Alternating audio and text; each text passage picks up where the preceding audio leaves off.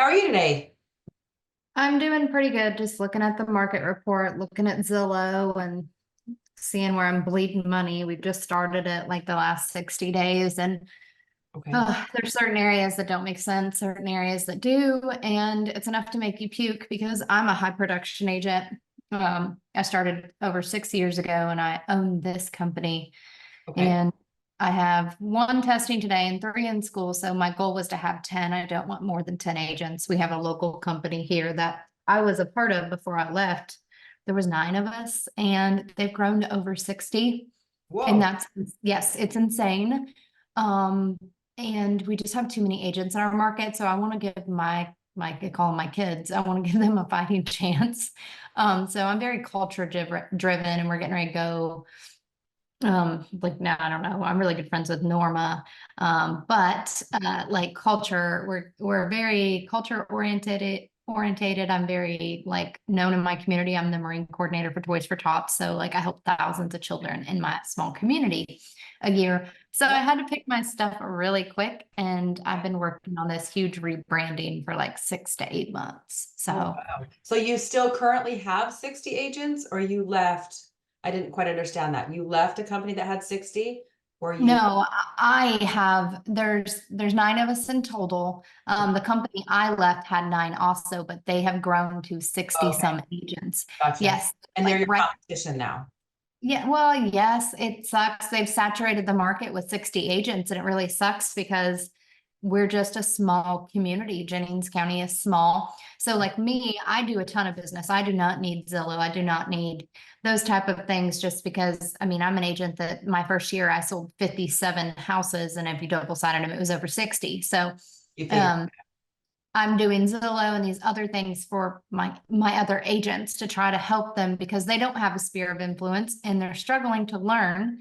They probably hate that word and they probably hate the word transparent. I'm a very transparent person, and that's how I've been able to do the business that I've done in my community. yeah, 1000%. I mean, it's trust, it's relationships. You built a relationship business.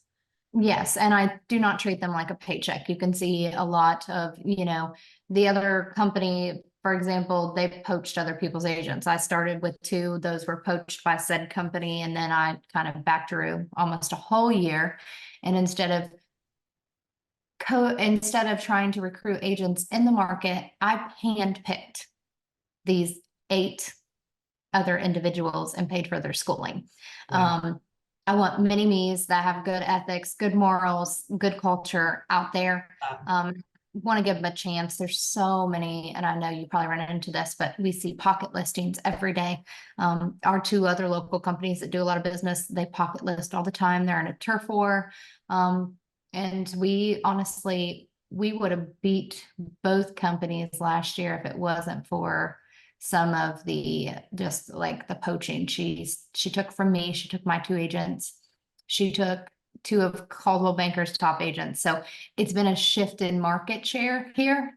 So I mean, I kind of stick in the back, just try to do my best and educate myself. I do a lot of CE and just different things to better myself, to stand out. We offer a lot of services that the other companies don't. I was just, and Norma told me about, I'm very stern and I believe that in this business, you should learn something every day. And if you don't, you're not doing your job properly. Mhm. So Yes. I was looking at helping my kids. They struggle with social media. They struggle with talking to people. And I'm someone who naturally, I mean, backstory, I grew up very poor. I was, mom in prison, abusive family that raised me, and then went into foster care. So I didn't have anything in the world. So I learned really quick when I became a youth advocate for other children. So I have like a history of helping and being the fixer, being the person that is for the little man. Mhm. I know how to talk to people. I know how to read people. I Mhm. know how to close people. I know, I spent 6.5 years before real estate. I got scared out of real estate when I first wanted to do it. My sister is a realtor in Nashville, Tennessee, and been for 12 years. Okay. But one of the locals here, I considered someone I grew up with. He's like, you'll never make over 30, 40,000. So I went in the car business. And I mean, we worked for a country dealer that wasn't shady, this and that, but I learned really quick how to close, The first one that talks loses. You step back, you go over your numbers, your things, and you let them think. And typically, like real estate is similar. You cannot push. You have to Yeah. throw out your what you have here, and then let them decide, and then coach them along the way. And Yeah. a lot of agents don't know how to do that.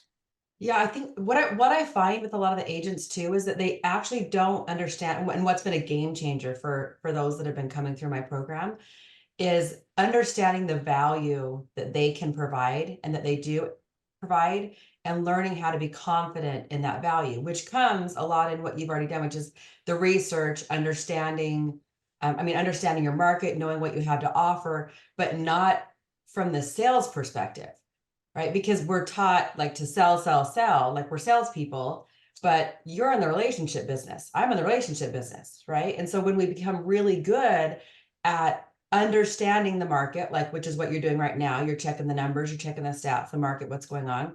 I always teach my agents to go in, they need to understand. If I say to you, how long are houses on the market right now in the $400,000 range? What's your days on market?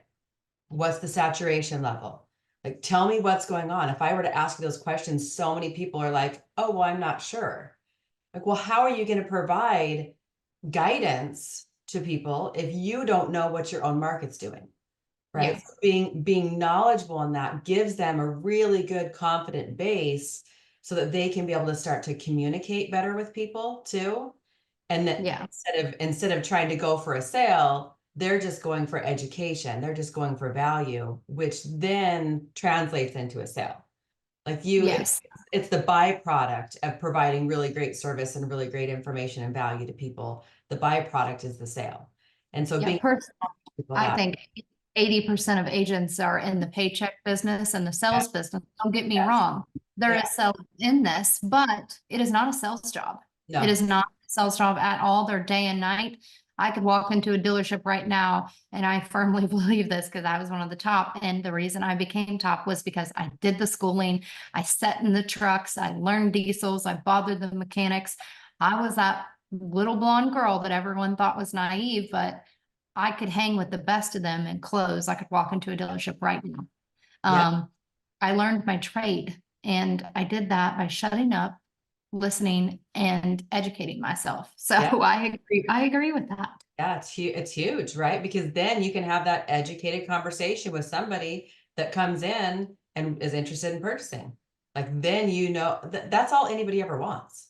Like as a Yep. consumer, that's the only thing that we really want is someone to tell you everything's going to be okay. This is what's going on. This is how to understand the market. This is what the prices are doing. This is the kind of value you're going to get. This is like I just had somebody call me yesterday. They're going to go look at one of our listings, and the lady's like, well, tell me about the agent. Tell me about the listing a little bit. And I really need to get rid of this listing, by the way. I'm in a time crunch. If I don't get rid of it, I'm buying it. And so I was explaining to her all the value associated with this specific property. And I said, literally, if this does not sell in a week, I'm going to buy it. I'm going to do this, this, and this to it. And I'm going to sell it for another $125,000. It's a really great value. Right. And then she's like, oh yeah, okay, we're all over it. We'll be there tomorrow. Right. We'll see if it's the house for them. But like understanding what you have, its value, and how to position yourself and that value, it's no different than like the house that you're selling or the person that you're selling to. It's Yeah. the same thing. It's huge. So And I really applaud you for what you're building and how you're building it, and the fact that you have such a desire to feed into your, like you said, your kids. I say that all the time too. Like, but your agents, right? That you're invested in them being successful. You Oh, don't find absolutely. that all the time I with mean, brokers. we do a lot of business, but it's me. I can keep afloat. And that's how I designed my business, to pay all of my bills and more and make a ton of money without a single agent in this office. Mhm. But also, anyone that knows me and really knows me is that it drives me bonkers in my community. And I hate to say this because I'm not the best, but I know that I am better. That sounds really bad, but the reason I'm better is because I educate myself, I offer better services, I'm transparent and I'm honest, and we see so much. And I know what goes around comes around. We have one particular company here, and they get caught up in a lot of stuff, but they're still out there. They're still dominating. It's because they have numbers, but I don't want 60 agents. Could I go out and get 60 agents? Yes. But the thing that burns me is I see so many signs go up in yards and I'm like, you, how does that work? And then you have the agent. Social media is a really big mask for a lot of agents. They use the word expert, this and that. And I'm like, honey, you've had your license for a year. Like it just, I think social media has made it a little bit more difficult for those of us that, there's people that they come to me because I'm a fixer. And like I said, I don't even have to bat an eye, but it really irks me to see a sign stuck in a yard. And I'm like, oh my gosh, look how much money that is overpriced. Or, oh my gosh, look, they double-sided that. They lost that client that much money, because I can walk into a house now and I can tell you what I believe it's worth. So sometimes I let that stuff get to me because I'm like, dang it, like, why can we not get over this hurdle and be up here? Because we are better. It sucks. All new agents deserve a shot in this and that. But when you have better signage, you have better marketing, you have better feet in the community, and you're just all around more knowledgeable. That is the hardest thing for me, is seeing a lot of that in our community. Yeah, well, and I would challenge you just a little bit, Brittany, because you've identified like what's frustrating about the market share and what this other company is doing. And I feel that, and I hear that, and I see you, because we've got companies that I'm like, oh my gosh, they're really great at recruiting, and they're a numbers game where the more agents they have and the more leads they buy, the more signs they end up getting in yards, right? The more people they can reach. Mm-hmm. But their agents are dumber than so dumb, because they're And not. it sucks to say that. I It mean, sucks to say that, but it's the truth. It's like yeah, you're they're running not around with no education and you're not requiring these. yes, These guys call me on my listings and it's like, the did you question. read the agent notes? Did you do this? On one of these, I this know. company, 4 of their agents showed up at a house and turned off the like ran through Yeah, and caused the security system on the ADT to go off, and police have showed up. And I'm like, you didn't read the notes, did yeah, you? they're not, they're being, and it's an industry problem, I feel like, where they do just, it's the recruiting game, but they're not educating their people. And it's that 80-20 rule. I feel like it's like 20% of the agents, like you, like me, right? We get in, we figure it out. We don't have to have the guidance. We like have just this intuition where we jump in and we just figure it out. And we have a little bit more of like a born natural ability to do that. And then you have the 80, and they make 80% of the money, right? That 20% of the agents that can figure it out themselves. Then you have the 80% of the agents. And I firmly believe, and this is one of the reasons why I coach and I train, and why I now like help brokerages, is because that 80%, there are so many wonderful people who have the abilities, right? But they need some guidance. They need some training. They need that direction. And if you are to give them that, they can also be successful. They can also feed their families. Like they can be a great agent, but they have to have a little bit more training and guidance than somebody like you and me, where we can just jump out and sell 40 and 50 houses our first year, right? Yeah. Everybody can't do that, and that's okay. They're not meant to. But there is a way to train up those people and help them so they can be successful. So I think, so the challenge to you is, okay, how do you then, I would almost think, what are the ways that you could be able to reach the people in your community so that you can turn those tables, so that you can be able to demonstrate and show the knowledge base that you have as a brokerage, how strong you are as a brokerage, right? So that you can be able to market yourself that way. So you become, even though if you're the smallest brokerage, because we were the smallest brokerage in our entire county, but yet we were still number one for years and Yeah. years and years and years. We're still number one because we made that name for ourselves as a group. Yeah. See, And this brokerage that we're dealing with, they were never number one. I was their top producing agent. I beat them after I left. And now the recruitment game, and don't get me wrong, I understand from her standpoint as a broker, I know her cap, I know her thing. If you do 60 agents times that $17,000 cap, that makes you $1 million as a broker, not even touching a thing. Don't get me wrong. The money, it sounds good, but what they do is, okay, this agent's not doing anything. Let's add 3 more. Let's just keep doing, because we know statistically only 10 or 15 agents, if that, depending on your numbers game, are going to cap out and make through that money. Yes. But in other senses, you're bleeding money. Like this other brokerage, you're spending $15,000 a month on Zillow. And I'm like, holy crap, I'm over here crapping my pants at $2,000. Yeah. Because I've never done the pay to play in real estate. Okay. Never had to pay to play. I made my first mistake first year of realtor.com. So like most in Indiana, at least, we've all been against Zillow. We were programmed against Zillow from the start because those estimates, the for sale by owner, this and that. Mhm. But now I've just been doing so much research, and finally, like, I feel silly and like I'm behind the game because I realized Zillow, even though they were an underdog, they went out, they did it right. They bought Follow Up Boss, they bought Showing Time. And now I truly like, I'm not a conspiracy theorist, but I truly believe Zillow is the future of real estate leads and connecting with clients. I I think really believe Zillow's that. had, I think Zillow, so yeah, we've all been programmed to hate Zillow, which competition, not my opinion, is that you can figure out how to capitalize on anything. Yes. So even if you take Zillow leads, so my husband uses Zillow leads. They're great for him. His personality, he likes Zillow leads because people call him. It's a way for him to be able to get business. I love to go out into the community and I love to talk to people. Yeah. That's not his jam, right? So for some people, they work really great. However, you have to understand and know how to convert them. So Yes. and then also there's some other layers to that.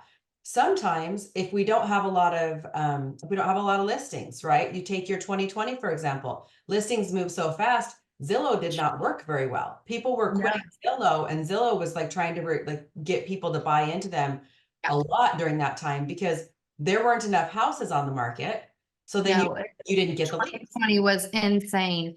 Yeah. 2020 and 2021, there was a So stretch, and I it keep penny logs and things of that nature, but I sold 21, closed on my own 21 homes in less than 40 days. 21. And I'll be honest, it was miserable. It was the most miserable time in my career. I locked myself in the bathroom away from my children a couple times, went right. in my closet because I cried. It was so many people that was no one should be closing 21 homes a month. I'm sorry, as an individual, like, don't get me wrong, it's cool, but doing that, even with the transaction coordinator trying to train everyone else, that was a lot. You That was a being lot. the leader is hard. Being the leader is hard because you're trying to run your own business, but then you're also the leader, so you have to help everybody else. And so Yes. you have a lot more pressure on you because you have a lot of people coming to you, like you said, you're the fixer, right? So then you're fixing everything for your clients, but now you're fixing everything for your agents too. And at some point you explode. Like it's overwhelming and it's a lot of pressure. And Yeah. there's a capacity. You go over capacity and then you have a meltdown, right? Which Oh yeah, it was great money, don't get me wrong, but at the end of the day, that's not, that type of business is not meant to last. And the yeah, hardest thing for me is I stay busy, but that's as another broker and why I've been looking at coaches and Zillow is sphere of influence is everything. I can't hand off my sphere of influence. Most people that call me, they call me for a reason. They want yes, me and only me. And I mention, hey, do you mind? No, we came to you for a reason. Now a random lead here and there I can assign. And then Zillow, the great thing about that is I can assign all of those. I can put them on the phones, but my personal sphere, my investors, that's the hardest thing. And even for a lot of young agents, a lot of owners around here, they don't do big business. They hand everything off to their agents, which I can understand why, but I'm a small broker. We have 4 kids. I have a life too. I have to make money. So I personally could never imagine stepping back until I'm like 70 yeah, because, I make money too. And that's my clientele that I've spent 15 years building up between the car. And that's how I became successful. Everyone asked me, they're like, how'd you do that your first year? I was like, number one, I was known in the community my whole life. But I took that entire book of everyone I ever worked with in the car business. I sent them postcards. I sent them Christmas cards. I walked into their stores. My main investor right now, the first time I went in there, I was like, hey, I sold you cars. It's my turn. He's like, nope, been working with Coldwell Banker for 30 years.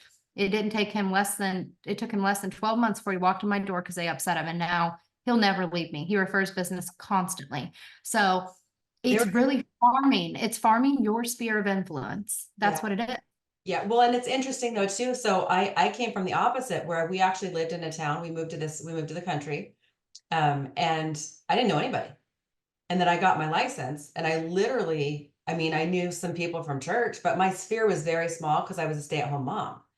Right. So I didn't even have, and I didn't have a previous job to that. I mean, I did medical billing from home. So that wasn't like out in the eye of the public.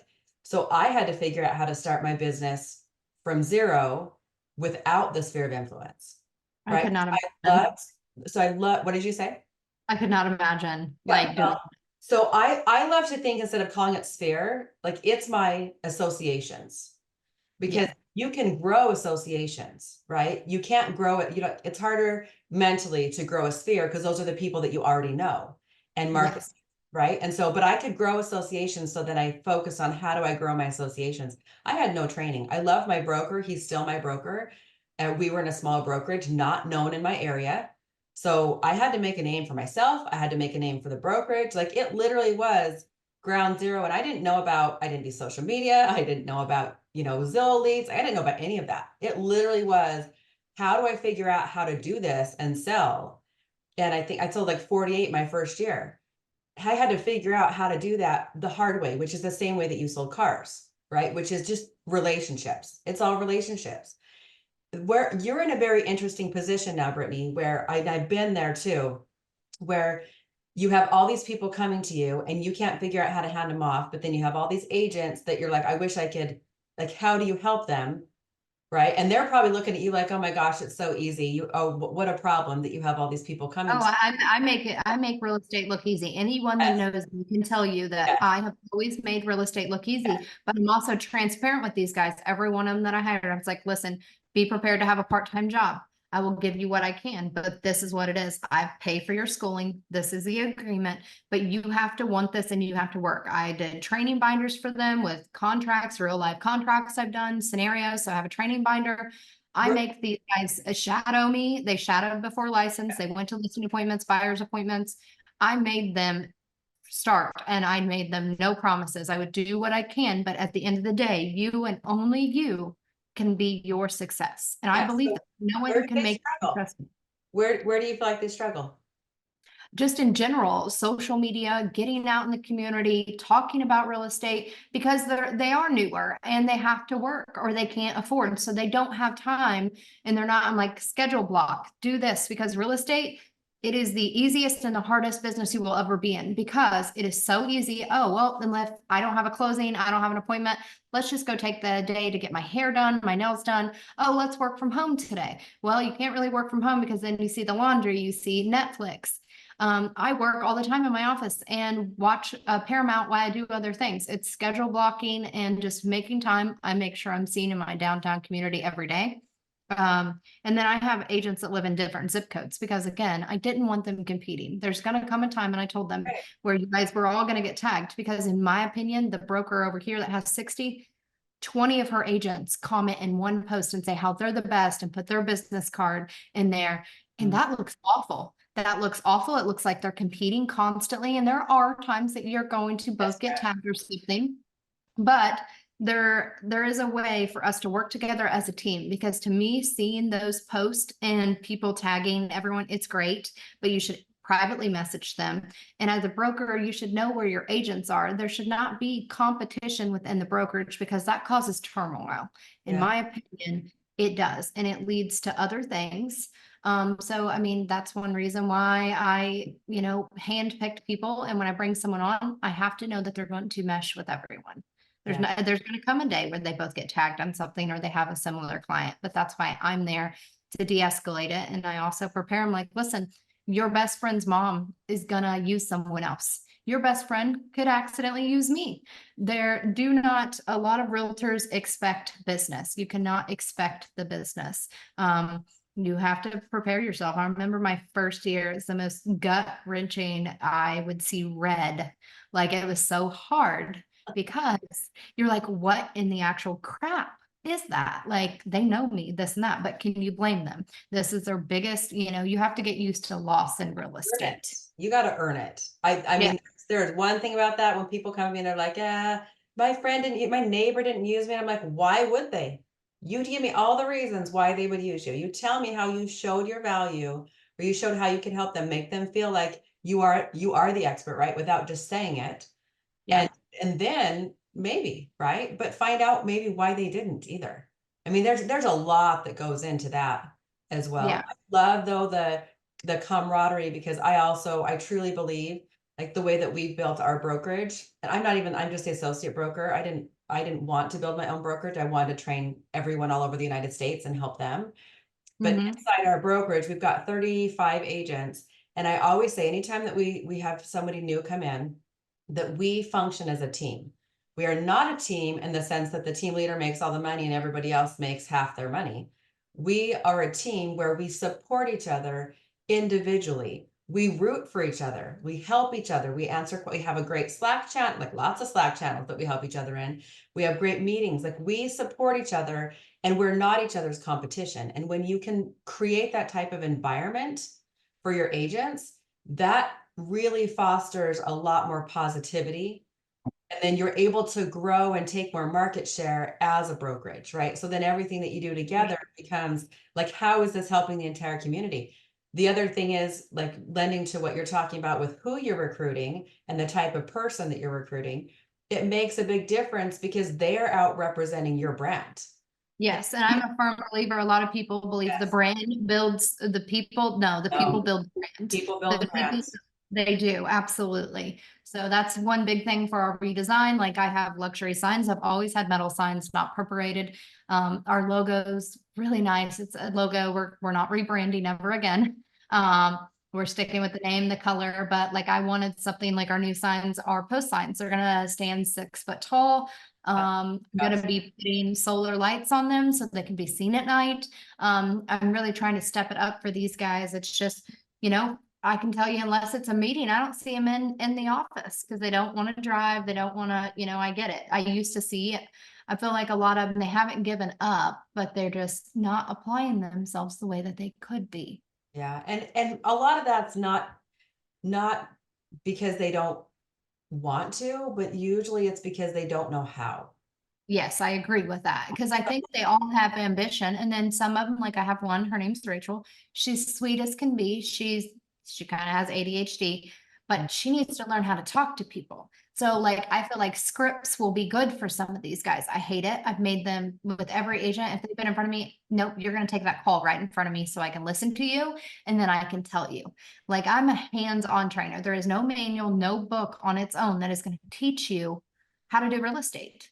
You know that, Yes. that when I very first learned, so my first 2 months in real estate, I had month 1.5, they make you go in and you have to do your like realtor pledge class. I don't remember what it was, but Yeah.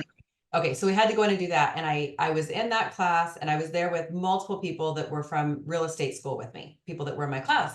So I'm asking around like, hey, how's everybody doing? What are you up to? And they're at these big brokerages and they had been sitting in class. They're like, oh yeah, we're learning everything. And they've been literally like 40 hours a week in class with these bigger name brokerages, right? Yeah. I'm like, what have you sold? Like, what's good? Nothing. No one had sold anything. At that point, a month and a half into my license, I'd already landed a subdivision, a builder, and 3 for sale by owners. And I was That's like, awesome. okay, so you're all sitting in class, but you're not taking action, right? And there's a happy medium where you have to learn, but I do believe that you learn by doing as well. And if you don't get out and you don't try, you can read all the books all day long and watch everybody else do whatever. But if you're not taking action, like you're not being able to get feedback for what you're good at, what you're not good at, what you need to refine, how you're talking to people. Like there's a lot of action that has to be taken too. And that was my first lesson where I was like, wow, I was floored. I was like, Yeah. y'all are still taking classes and I'm making money. So Yeah. We have this huge subdivision coming in for 111 homes, and I'm really hoping we can attract some builders. And if anything, I'm waking up at 3 a.m. in a couple of days to buy 46% of Zillow that no one knows about. Well, one person knows and she doesn't want it. And we're really good friends where we don't consider, I mean, it sucks to say this, but I don't consider other brokerages my competition other than this one because they've saturated and it drives me nuts.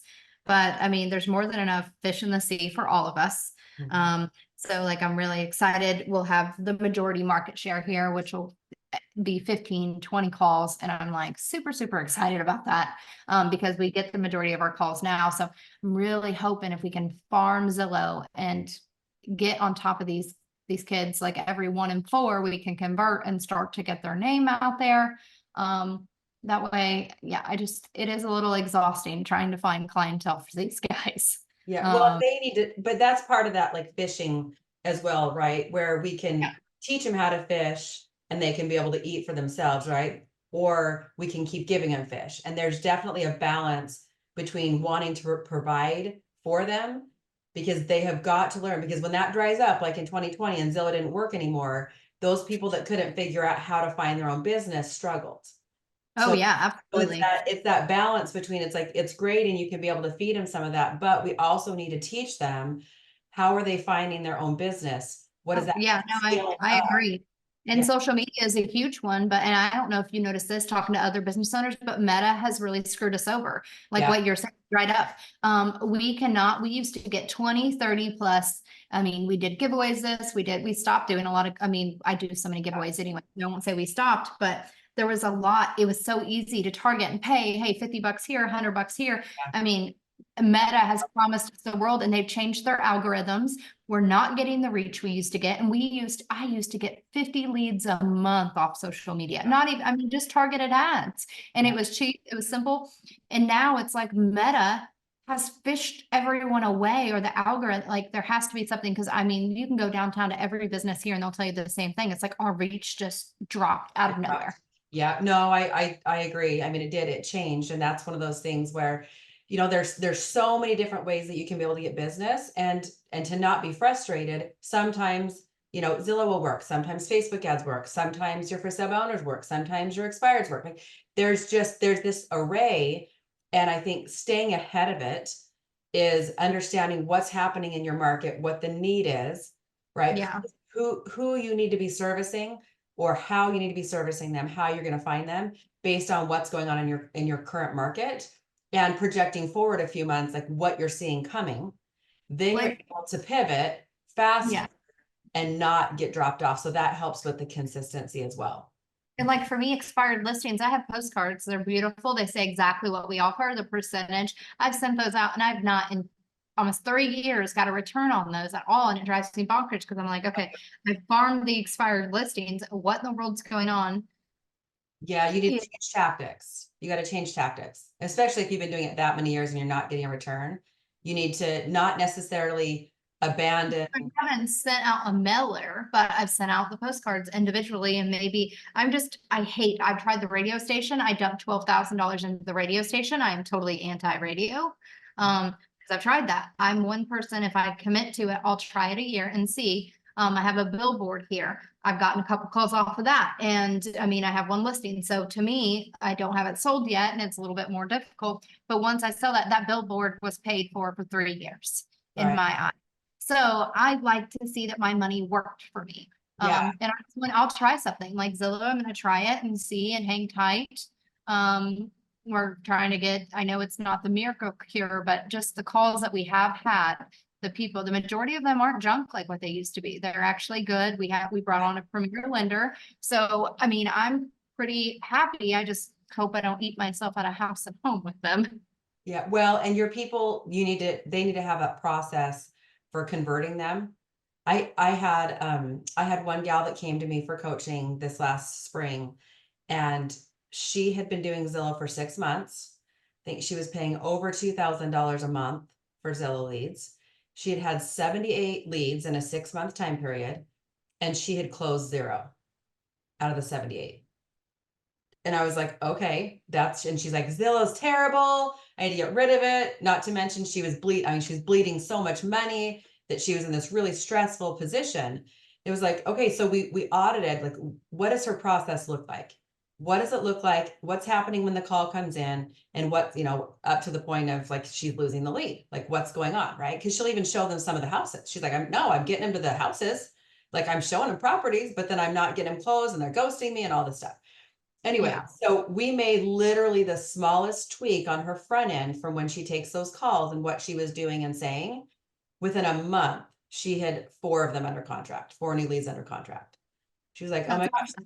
It Yeah, was, we're going through that right now where they're going through the process, they're ghosting, and I'm not an agent that's used to being ghosted. And I'm like, what in the actual? so there's some Yes. stuff inside it. So it doesn't mean that the, like I was training on this yesterday inside my academy. Like it's kind of like the levers inside your business, right? And what we tend to do is instead of tweaking the levers that we're using, so like Zillow is one of the levers, right?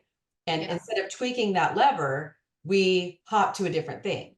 It's like, oh, well, this isn't working. Let's go do something else, right? And see if we can get this thing to work. And then if that doesn't work, we go do something else. And what we have to do is stick with the thing that we're working on and keep messing with the levers to figure out why it's not working and figure out how to optimize it. Because Yeah. I firmly believe there is a way to optimize any of these methods. Like if somebody wants to do pay-per-click ads for Google, if they want to do Facebook, Facebook ads, if you want to do your expireds, if you want to do Zillow leads, like there's so many different methods, YouTube, all of them can work. You have to figure out how to optimize them. And most of the time, people aren't patient enough to figure out how to optimize them because we're in such an immediate, like, I need a paycheck now. And I know you're not in that position, but your agents would be in that position where we need a paycheck now. So if this isn't working and I'm not getting someone under contract right now, all of a sudden we throw the method out the window, right? Yeah. Instead of tweaking what we're doing inside the method. And I firmly believe, and from history and from all the training I've been coaching for 4.5 years, and I've sold like over 800 houses in my 9 years of history as an agent. You can make it work. We just have to tweak it a little bit, right? And so where you have to find where that pain point is, where people are dropping off, and then we dig into that to find out what is actually going on, what's being said, and then how do we make a little bit of change so that you're more successful. And then we try that, right? And then we see what's going on, because those Zillow leads, they're people that are looking for a property. They really are. And so much different than Facebook ads where people are putting their contact information in. Those aren't as committed. But generally, any of your leads that come in from like your Home Light, your Fast Expert, your Zillow leads, your Realtor.com leads, all of those are people that are seriously looking for property. Yeah. They I really, hate I hate Fast Experts and Home Light. I hate them so much. I know you hate them, but this is my method. They're just every time you get them, they're just exhausting. Or both platforms will send them in at once, and then you have to fight. Like I had That's Fast been a Experts trying to problem. get it. Yes, that is, and That then has been a problem coming in yes, both at once. That's been a problem for and sure. then sold.com, we get them, but we show up and they think we're there to buy the property, and I'm like, what Yeah. in the Yeah, you have to find the ones that work and the ones that work in your area, yeah. because all across the country, like some places, one works really great. We've got my agent finder. I've got an agent over in North Carolina. That works really great for her. She closed Yeah. like 3 in a month and a half just off of that one lead source, right? And that didn't have her paying any money up front. That's important to agents who don't have money to spend up front. You and me, Yeah. we can throw money at stuff because we're making, hundreds of thousands of dollars. So we're like, I'm going to try to spend $4,000 on mailers, and it's not a big deal. To a regular agent that's not making that much money, that's a lot, right? Yeah. So we have to figure out that balance of all the different lead sources that can be able to help you build your business. But here's the thing, and then I got a message in the chat I will answer in just a second. When you are using any of these lead sources, they are to get to the end game. And the end game is what you have, Brittany, which is you have a business that now functions off of repeat and referrals, right? Because you have a system, you have process, you've built up that clientele and serviced them and kept in touch with them. So they keep coming back to you and they keep sending people to you. Yeah. Therefore, you don't need any lead source. I don't use lead sources. I haven't used lead sources since my And 4th year.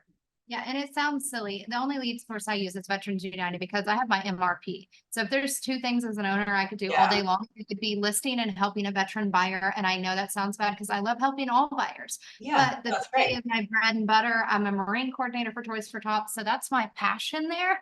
So Yes. my ultimate goal is to be, a healthy owner and, to continue my business, my basis, but I want what's best for my agents. Their cap is low. I offer them great things. I want them to have what I have. I want them to feel that because it's great walking in your community or, hey, you're the billboard girl. Hey, you do Toys for Tots or little kids. Like it's opposite, but they go hand in hand. But Toys for Tots, like we do something, it's silly, but like I told you, I was a foster kid. I Mm. bleed money every Christmas to attract people that are low income. I know that are not my buyers right now. I know that maybe someday they will, but I have little kids, I've done it 4 years in a row, that come up and hug me and love me to death. And someday their parents, they grew up rougher and poor. Those children might be my buyers or my sellers someday, or the people that it's just the small little touches that mean Investing. the most to me. So Yeah. it's not about the paycheck.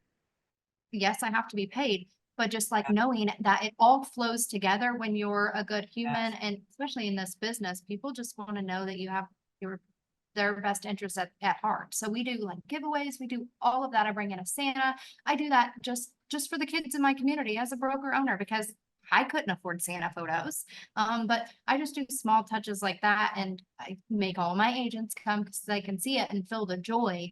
But I really believe if I could get all 9 of these kids to just feel some of that, it would just amplify the whole thing. Well, and what I think, and I don't know where they're at, and that's something we could explore if you wanted to. I'm actually coming to Indiana next month, so we could Okay. talk about it if you're interested, um, Yes. to do an immersive, at your office. But it's really hard when an agent's in a position where they are frustrated, where it's not working like it is for you and me, right? And they're trying to figure it out and they need a paycheck. They need it to work, or they're working 2 jobs, whatever their situation is. It's really hard for them to focus on just that love that you feel. And I feel that same love. Like every year I sell at least 1 or 2 houses for free. It just depends. Like there's inevitably somebody that comes to me with some sort of situation. And I'm like, yeah, I'm not charging you. Let's just do this thing. Like, and it's just something that I give, right? It's one of the ways that I give. It's the service that I give. I help people give my all the things, right? Because that's our passion. But we also have that ability because we built our business to the point where money is not the stressor for us. And for so many people, money is the stressor. When they're like, I mean, I just got off a call with people yesterday and they're like, I've got to pay my bills or I have to go get a part-time job. Right. And I'm like, okay, well, we can either go work $15 an hour at a part-time job, or we can double down and let's dive in to see where you're spending your time and your effort so we can be able to get more business and close, because you're going to make money faster in real estate. You really are. You're going Oh to make yeah, faster than getting a absolutely. part-time Seeing the job, look right? on some of these guys' faces. Yeah. But the problem is it's come down to, okay, I have to pick real estate or I have to pick my family. And that's a hard position to be in, but it's like you can have both. You just need to focus. But as a broker owner, asking someone to give that up or sacrifice that, oh my gosh. I mean, I was a single mom. I grew up poor and foster care. Like that is hard to be that person that believes so much in that, but then you have to ask them to make a huge sacrifice. It is awful. It is the worst feeling in the world. Yeah, well, and to dive in to find out what each of them like individually, right? They're all going to have their own passion. So where your passion is, the foster kids and that area because of your history, because of the experiences that you had and grew up with, like somebody else, we just need to help them find their passion. And then once they can find their passion and that's their niche, right? And then that's the way they want to serve. And so we just need to help them foster that in themselves. You're a great example, but I find with brokers, and even with myself, right? One of the hardest things is you're like, but look, like you can do it. And I'm showing you how to do it. And you're like, why aren't y'all doing it? It's from, yeah. I had another guy in the Bahamas said the same thing.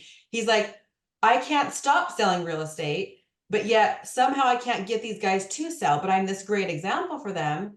But just because we're a great example, that doesn't always translate to the skills that they need, or necessarily like the mindset that they might struggle with, or helping them discover what lights their heart on fire.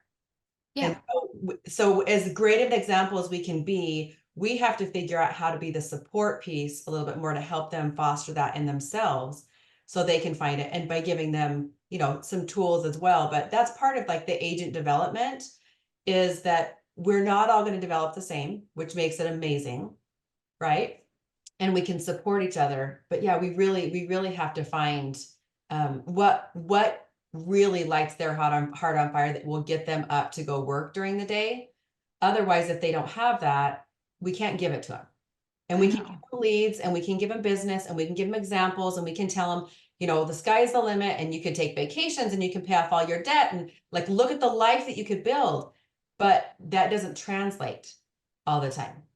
No, not at all. Yeah, that's one of the like one of the main reasons why I got life coach certified and went through a very expensive, very long program to really hone in that skill, because I, for 2.5 years, kept training agents, and I'm like, okay, guys, just do what I say. What is wrong with you? Because literally, if you just do what I say, this will work. I promise. It's so simple.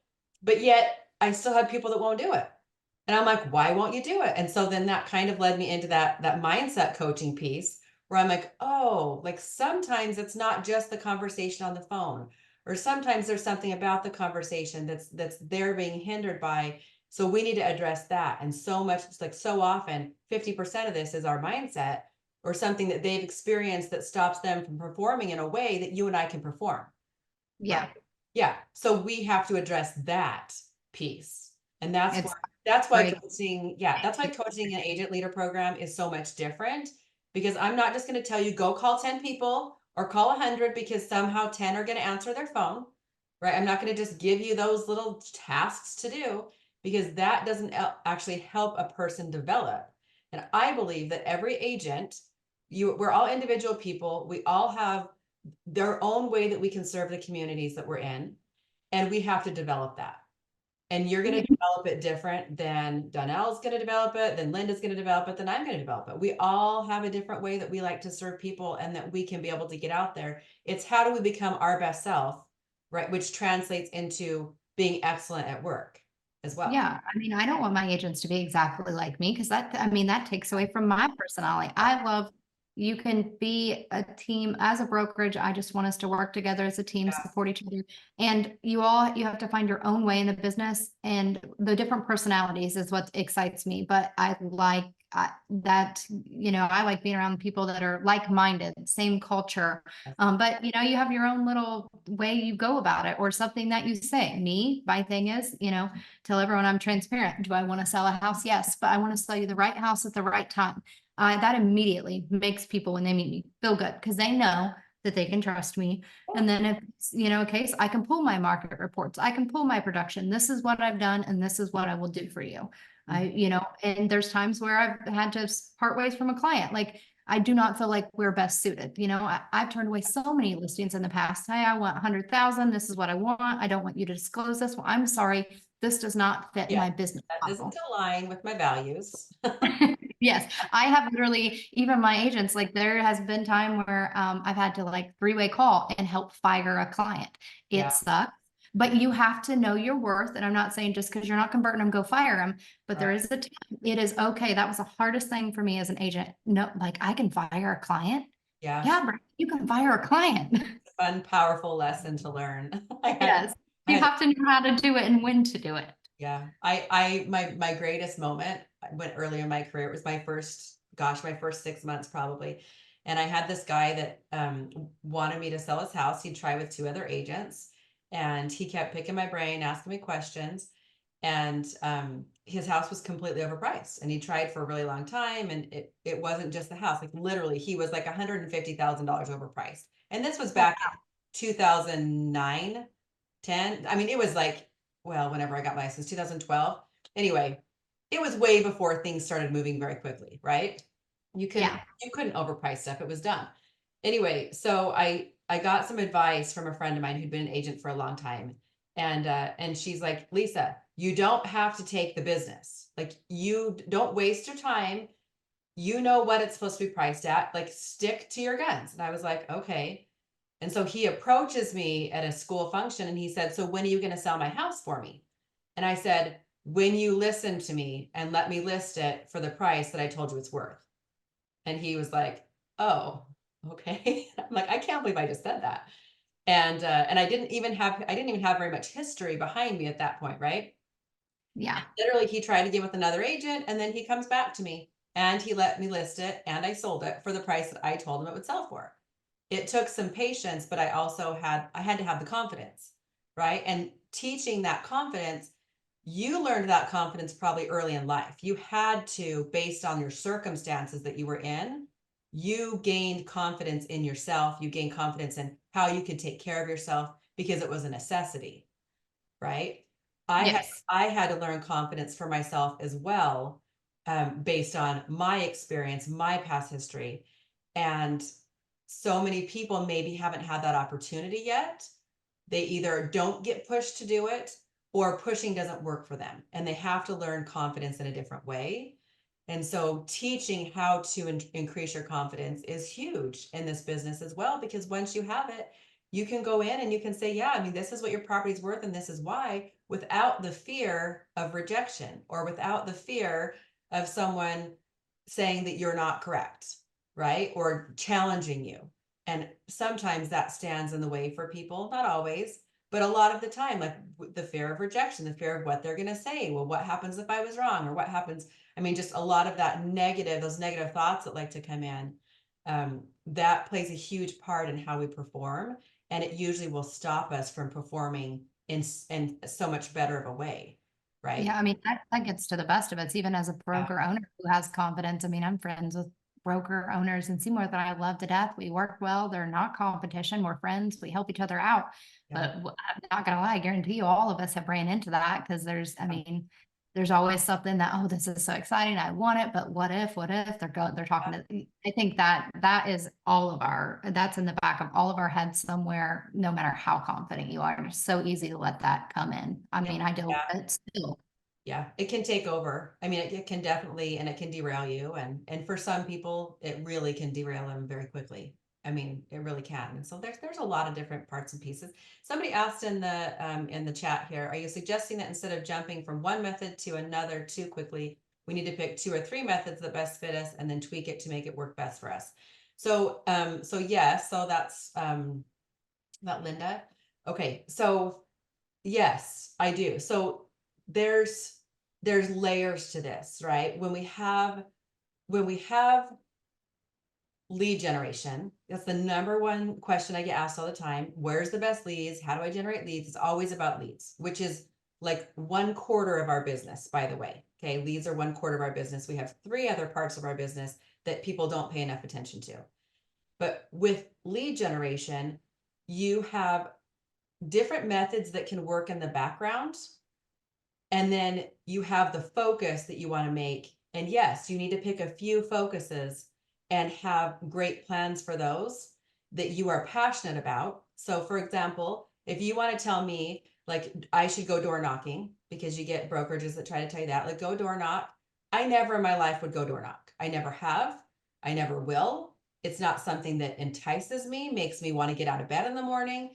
But if we tell people to go door knock, or if you're trying to tell yourself, well, this guru told me that door knocking got them $300,000 in commission, therefore I need a door knock, but you don't want to do that, you're not passionate about it, you're never going to do it. Or you're going to not do it to the best of your ability, right? You're not going to show up with excellence, with energy, because that's not something that you actually enjoy.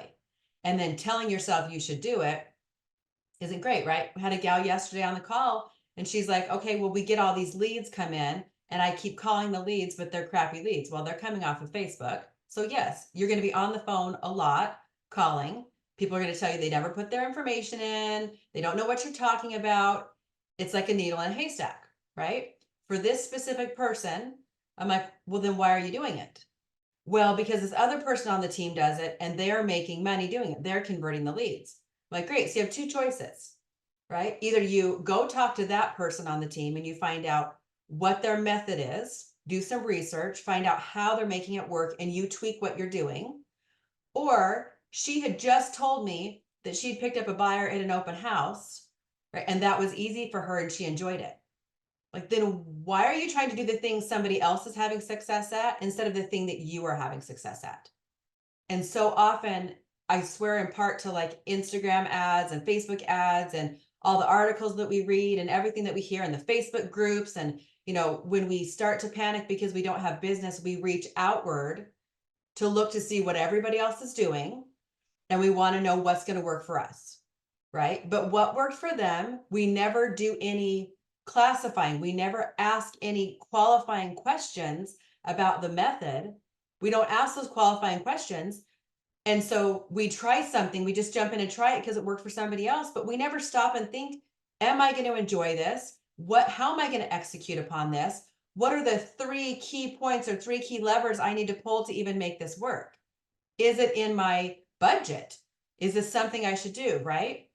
And so you have to be able to look at what's going to work for you. So the answer to what's the best lead generation source is the one that you enjoy the most. It's the one that's going to get you out of the bed, like get out of bed in the morning, that says like, okay, let's go. I'm excited. I love to call for sale by owners. I know how to prep for it. I have my ways that I do this. I have a method, and let's go. I'm going to execute this with excellence. And you have excitement for that. That's great. Right? But if I tell you to do something you don't want to do, you're not going to get out of bed. You're going to go to Netflix, or you're going to go buffer by folding your laundry because you work from home. You see my laundry's not on the couch. That's a blanket, but you know what I'm talking about, right? You're going to get distracted and go do something that you don't like because you don't want to do. You don't have your heart in the thing that you're trying to do. So you have to find the thing that you really want to do. That's where coaching comes in.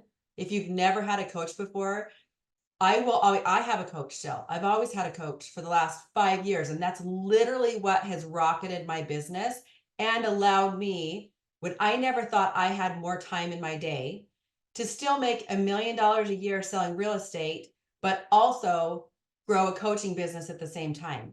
Oh, and by the way, I'm mayor now too. How do you do all those things?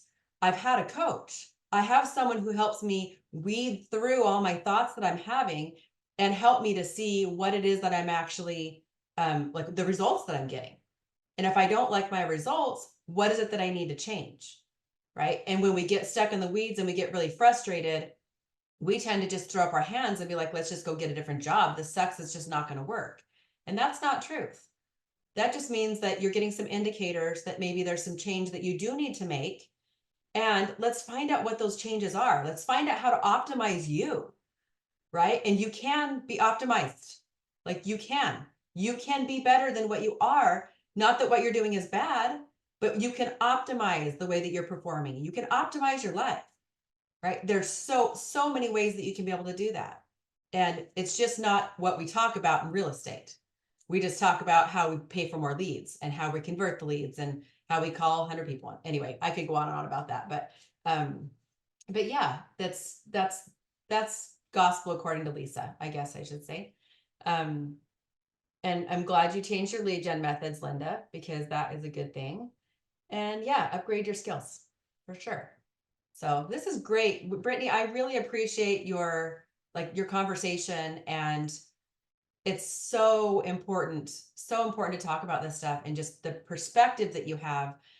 And there needs to be, I know there's so many more brokers just like you all across the United States who have that desire they found success, and then you have that desire to have other people have the same success, right? I mean, otherwise you wouldn't be spending all your time and energy and effort and recruiting people, sending them through school, all the amazing things that you're doing, if you didn't have that desire to improve other people's lives, right? Yeah. Sometimes a little, I put people ahead of myself a little more than I should, but that's just me. And I believe in what goes around comes around. Yeah. I'm one of those people who I could say something very negative and be very angry, but then at the end of the day, I will feel very mean and very bad. I never say those things publicly. I have very strict rules on myself because all eyes are always on me. I'm very strict on social media. Am I an advocate? Yes, but I am super strict on who I am and what I put out into the world because I know it's going to come back even when I don't want it to. Yeah. Yep. 1000%. 1000%. You gotta be real careful. Awesome. Well, Linda, Danelle, do you have any questions that you'd like to ask before we go for today? You are welcome to unmute if you'd like. This is better than a class. I know, so funny. These conversations, Linda just said, sorry for those that are listening and watching. Thanks for the conversation. It's almost better than a class. These are the types of conversations that help us grow. I fully agree. I do have to get ready to jump off here soon, but I would like to know when you are coming to Indiana. And then I also want to know if I don't have much time today because I have someone getting ready to walk in, Mhm. but I know everyone's getting ready to deal with it if we're not already dealing with it. BAA agreements, buyer agency agreements. I come from a rural town where we've never used them, and it sounds like we have no choice to. Arbitration is off the chain locally. We have a lot of people. I mean, for example, I've never dealt with this in 6 years. I had a call the other day after closing. Hey, I want to work something out, Brittany. That commission is mine. I'm like, what are you talking about? He's like, I showed these buyers this house. And I'm like, no, you didn't. I did. So turns out he showed the buyers the day before I did. And I'm like, well, that's weird. This was a personal referral from the sheriff's department. I've been working with him months before you. And somewhere along the line, there was, I guess they got a little antsy, went on a website, thought he was a showing agent. Well, they never talked to him again, never told me. We closed 35 days later. And this man comes out of nowhere and he's like, well, I guess I'm just going to take you to arbitration. I was like, well, go ahead. I have everything. Do you have a BAA? He's like, no, but that's my commission. I'm procuring costs because I showed the house. And I was like, there's so much more to that. A Yeah. lot of people think, but I just wanted your insight on, I've never had to ask a client to sign a BAA, but now we're going to make this a mandatory document because I found out all around us before they even show a house, they're making these buyers sign this agreement. And it sounds like it got through state and it's going to go to the feds. But it sounds like before July, this is going to become a mandatory, hey, you have to sign this to protect you. Yeah. Like to protect me, to protect you. So any insight on that, I would love to talk to you about because Yeah. it's coming to our world really quick. It is, and it's just a change.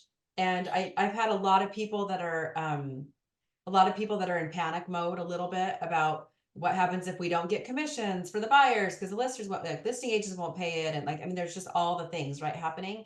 And I firmly believe we just figure out how to pivot with what's happening. We just deal with here's what we have to deal with, and Yeah. how do we capitalize on that? Like how Yeah. do we optimize whatever it is that's happening? That's the angle that we always have to come from. I Yeah, just need a good way to explain what they're signing because I know what they're signing, but also yeah, 90% of our clients sign things without reading them. They just yeah, trust us. yes, And there's so much. What happens if someone has a BAA and then 6 months later, they don't realize they signed one with you. So there's so much conflict over this silly form and clients have no idea what they're signing. I just want to find a strategic way without saying, hey, this is locking you into me. I am your realtor. Sign this or I'm not showing you the house. I don't want it to be a threat. And yes, so yeah. for our older generation, it feels like a threat. Yeah, well, and just the way that you position it. So yeah, that's definitely something we could talk about. And yeah, I will would you shoot me an email with your contact info? That'd be great. Shoot me an email and then we'll get in contact and I can let you know when I'm coming to Indiana and if it's something that you want to look at doing as well. Okay, well, thank you very much. I appreciate it. Welcome. Have a good day. You too. Bye-bye.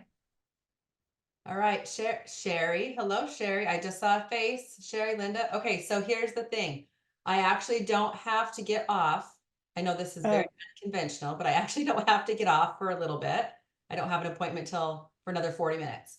So if anybody has more questions, we've had really great conversation today, and usually I go to more people, and we haven't been able to do that. So would anybody like to ask me a question today? Wait, I thought it was 12 Eastern Standard Time. I know, that's okay. An hour? Have I missed an hour today? You lost an hour somewhere. I know. I try to put it in there, but inevitably somebody hops I'm on like an sorry. hour late. That's okay. I'm That's okay. sorry. Would anybody like to ask a question while you have the opportunity? It's all fair game. I think for me, Lisa, at one time I was doing well, selling houses now. I don't know, just getting out of this, I don't know, I guess with the hustle and bustle and I just can't get going anymore. Does that make sense? Okay, so give me specifics. Like you were doing well up until what? How long Um, have you been with licensed? with posting, social media, Mhm. just uh yeah, sharing code. Yeah, I do cold calling. As far as my cars, and I do represent my own self with my clothing.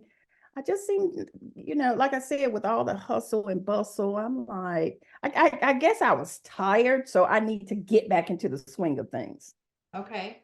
So where do you think, how long has it been going on?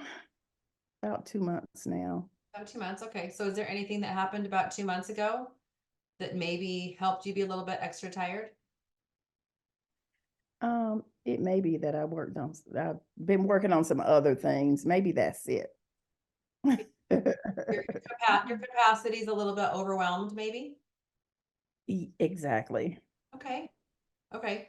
So sometimes when our capacity is overwhelmed and then you're not performing, so it sounds like you're a little bit, what would be the word?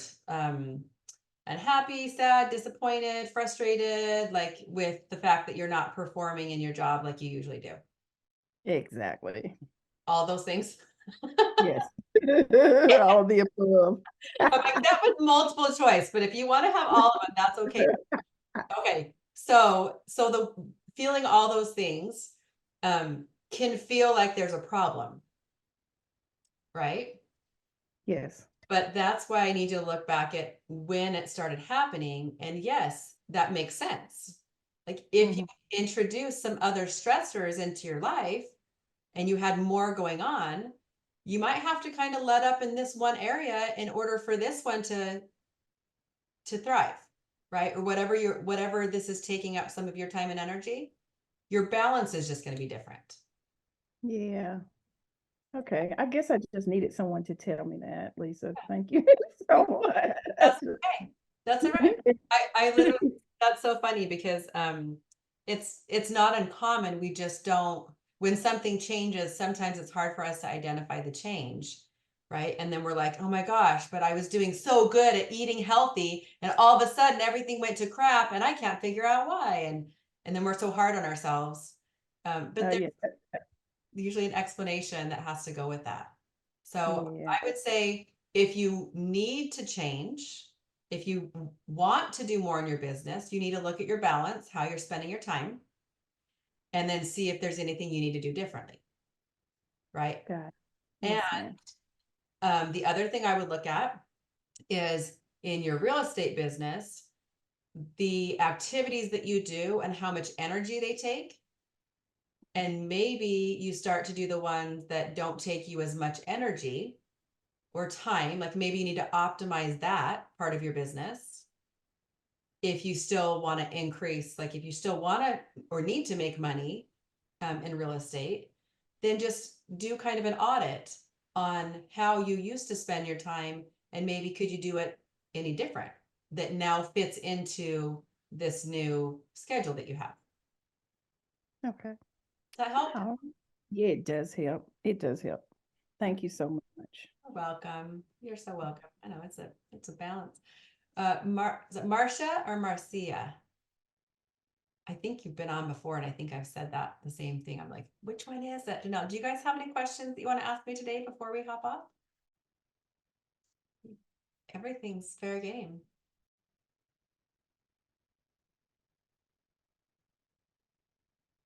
All right. Hey guys, well have an amazing week. Mhm. And You too. it's gonna be a great one. You too. Thank you. Okay. Thanks, Sherry. Thanks for sharing. Thanks for Yes, thank you. All right. Bye guys.